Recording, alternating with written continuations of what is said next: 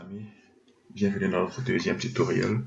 Nous allons voir trois choses. Nous allons voir les books, les listes et les dictionnaires. Ok, nous commençons par les books. En premier, nous allons voir ce qu'on appelle des books for. Écrivons d'abord la syntaxe. Nous avons for, variable i, dans une range 0 à 20 avec une incrémentation. Ok, qu'est-ce que ça signifie que ceci? Nous avons dans cette boucle for, nous avons une variable i qui est dans les limites 0 à 19 et nous l'incrémentons une fois. Nous allons faire un print comme ça, vous allez comprendre un peu mieux de quoi il s'agit. Voilà, si je fais un print là maintenant, vous verrez donc que ma variable i, elle va jusqu'à 19, n'est-ce pas? Et elle est incrémentée chaque fois d'une valeur. Le step, si nous mettons ça à 2, nous devons aller de 0 à 18 maintenant. Et nous avons que les nombres pairs, par exemple, ici, n'est-ce pas? 0, 2, 4, consort. Nous allons faire la même chose avec une boucle while. Pour commencer, nous devons initialiser notre variable i. Ensuite, nous écrivons la syntaxe de while. While i plus petit que 20. On fait un print i. Et nous incrémentons. Sinon, nous ne sortirons jamais de cette boucle. Nous incrémentons ces deux. Ça devrait être exactement la même chose qu'en haut. On fait dans ce programme boucle for de 0 à 18, boucle while de 0 à 18 avec une incrémentation de 2 éléments tout le temps. Ok. Passons aux listes. Nous allons d'abord déclarer une liste vide. On va avoir la variable pays. C'est une liste vide. Nous pouvons contrôler le type de notre liste en tapant ceci. Si on le fait, ensuite, nous voyons que notre variable pays, c'est le type liste.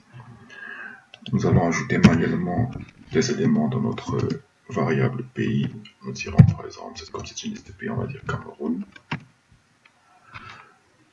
Nous allons déclarer notre variable capitale et nous dirons capitale c'est Yaoundé.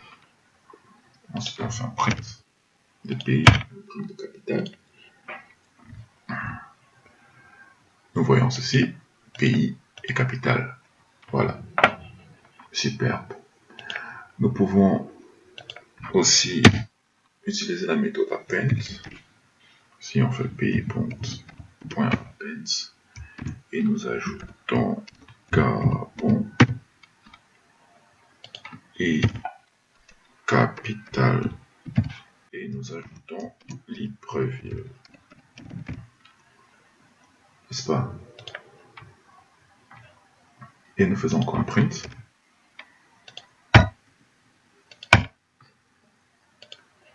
Nous devons avoir deux éléments maintenant.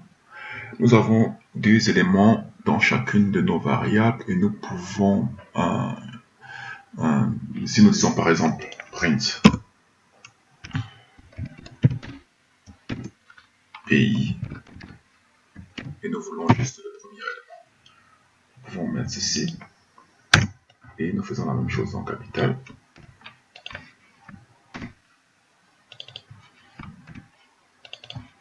Nous voulons là juste avoir un seul élément. Voilà, il nous donne le premier élément qui est Cameroun et le premier élément de capitale qui est Yaoundé. Ok? Nous allons maintenant utiliser la méthode extend. Pour la méthode extend, j'ai déjà préparé deux variables, pays extended et capital extended. Nous allons élargir maintenant pays et capital en faisant ceci, pays.extend et nous mettons pays extended. Nous faisons la même chose avec les capitales.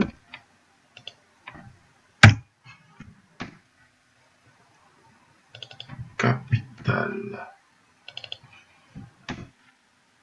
Et ici, et ceci, je le mets en haut. Non, j'en ai même pas besoin. Je peux juste faire ceci, print, pays et capitale. Voilà. Ce qu'on a fait, nous avons d'abord un pays et capitale, ces deux éléments à l'intérieur. Et nous avons encore déclaré pays extended et capitale extended, ces deux éléments à l'intérieur, et nous mettons les deux ensemble. Donc ça devrait, à la fin, nous devons avoir 4 éléments dans nos listes capitale et pays. Ok? Passons au dictionary.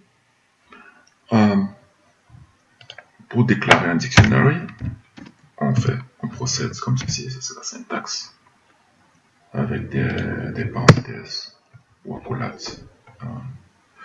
Excusez-moi si je ne trouve plus mon français là. Et un dictionnaire a ce qu'on appelle un key et une value. Nous allons essayer d'ajouter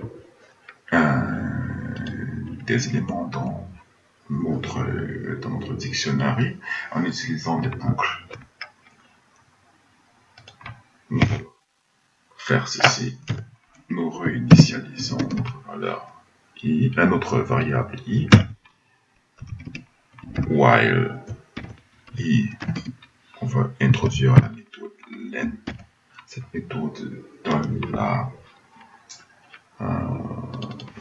donne le nombre d'éléments qu'il y a dans une liste. Et quand nous avons ça, nous allons donc prendre cette syntaxe-ci et essayer de l'arranger de telle façon que ça va marcher pour nous. On va donc prendre chaque élément de notre liste de pays. Nous allons utiliser ça comme key. Et chaque élément de notre liste capitale que nous allons utiliser comme value.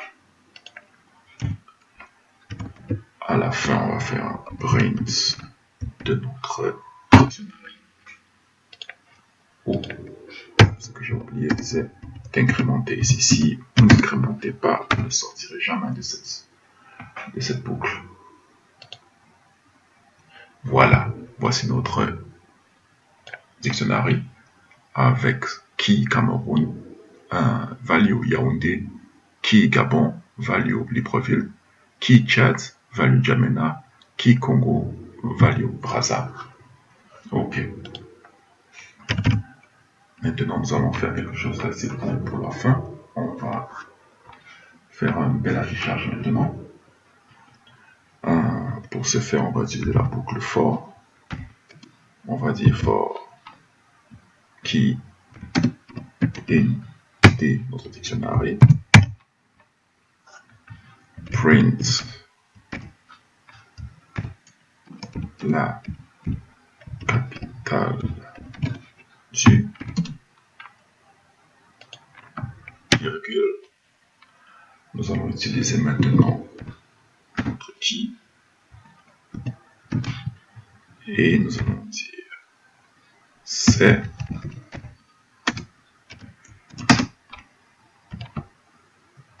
et nous allons utiliser notre value. Voilà. Nous allons parcourir dans notre dictionnaire et donner notre key, chaque key et chaque value et arranger de telle sorte que ça nous donne quelque chose de très beau. La capitale du Cameroun, c'est Yaoundé. La capitale du Gabon, c'est Libreville. La capitale du Tchad, c'est Djamena. La capitale du Congo, c'est Brazzaville. Si vous avez d'autres questions concernant ce tutoriel, n'hésitez pas à nous contacter.